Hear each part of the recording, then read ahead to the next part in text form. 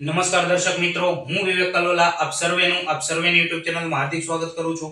મિત્રો 120 golden rules of English ગ્રામરની જે આપણી સિરીઝ ચાલી રહી છે તેની અંદર આજે આપણે રૂલ નંબર 97 શીખવાના છીએ. જોજો મિત્રો, રૂલ નંબર 97 શેના વિશે છે કે જો ડાયરેક્ટ સ્પીચમાં આપેલું વાક્ય આજ્ઞાર્થ એટલે કે ઇમ્પેરેટિવ હોય તો સંયોજક શું મૂકશું. બરાબર છે મિત્રો? તો અહીં કેવું વાક્ય છે મિત્રો? આજ્ઞાર્થ વાક્ય છે એટલે કે ઇમ્પેરેટિવ સેન્ટેન્સ છે. મિત્રો જ્યારે પણ ડાયરેક્ટ સ્પીચ ની અંદર આપેલું વાક્ય આજ્ઞાર્થ વાક્ય હોય, બરાબર છે? પહેલા તો આજ્ઞાર્થ વાક્ય એટલે શું મિત્રો? બરાબર છે? કારણ કે અહીં હું જે નિયમ તમને સમજાવવાનો છું એ આજ્ઞાર્થ વાક્ય આપેલું હોય તો સંયોજક તરીકે એટલે કે કંજક્શન શું મૂકવું એના વિશે છે. બરાબર છે મિત્રો? તો આજ્ઞાર્થ વાક્ય છે એની અંદર અલગ અલગ ભાવ હોય છે, જેમ કે વિનંતીનો ભાવ હોય છે, દુઃખનો ભાવ હોય છે, સૂચનનો ભાવ હોય છે, સલાહનો ભાવ હોય છે, સૂચનાનો ભાવ હોય છે. આવો અલગ અલગ ટૂંકમાં ભાવ હોય છે અને એ વાક્યની અંદર આપેલા ભાવ ઉપર, બરાબર છે, રિપોર્ટિંગ વર્બ શું મૂકવું, બરાબર છે, એ આધારિત હોય છે. જેમ કે મિત્રો માની લ્યો કે કોઈ વાક્યની અંદર વિનંતીનો ભાવ હોય તો ત્યાં રિક્વેસ્ટેડ મુકાય છે.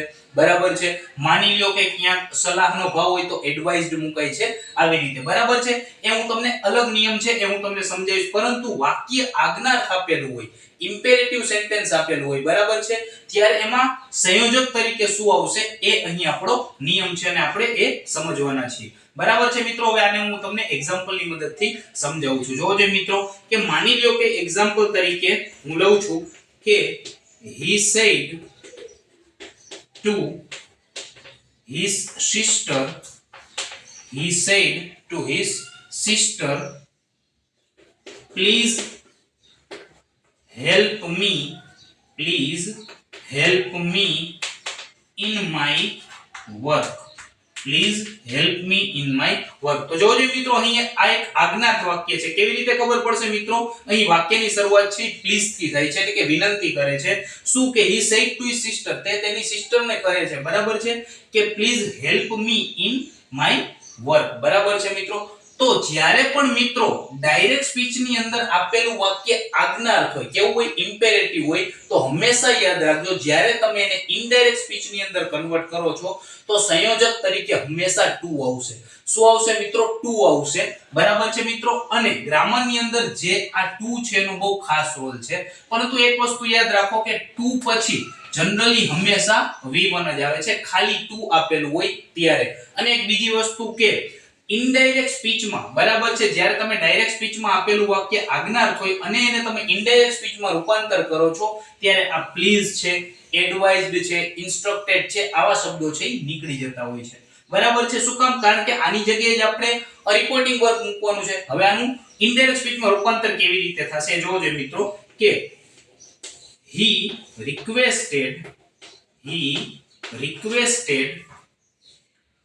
his sister, he requested his sister, બરાબર છે, પ્લીઝ નીકળી જશે મિત્રો. બરાબર છે? કારણ કે એની જગ્યાએ આપણે રિક્વેસ્ટેડ મૂક્યું છે. બરાબર? અને સંયોજક તરીકે શું આવશે મિત્રો? તો કે ટુ આવશે.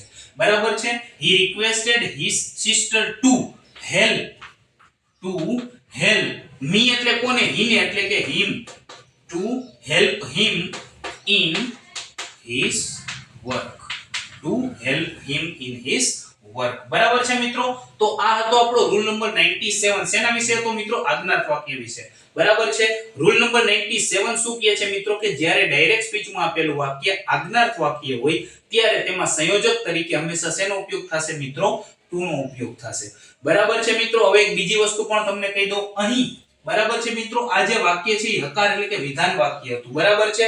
પરંતુ આજ્ઞાર્થ વાક્ય નકાર પણ હોઈ શકે છે મિત્રો. તો ત્યારે શું કરવાનું સંયોજક તરીકે મિત્રો? તો ત્યારે સંયોજક તરીકે તમે નોટ ટુ મૂકશો. શું મૂકશો મિત્રો? નોટ ટુ મૂકશો. બાકી જે આપણું કન્સ્ટ્રક્શન છે, બરાબર છે, આપણું જે સેન્ટેન્સ ફોર્મ છે, બરાબર, એ સેમ છે. ક્લિયર છે મિત્રો? તો આ હતો આપણો રૂલ નંબર 97. બરાબર છે? આશા રાખું છું તમને આ નિયમ હું બહુ સારી રીતે સમજાવી શક્યો હોઈશ. જલ્દી જ મળીશું આપણે રૂલ નંબર 98 ની સાથે. ત્યાં સુધી જય હિન્દ, જય Bharat, take care, good bye, thank you so much.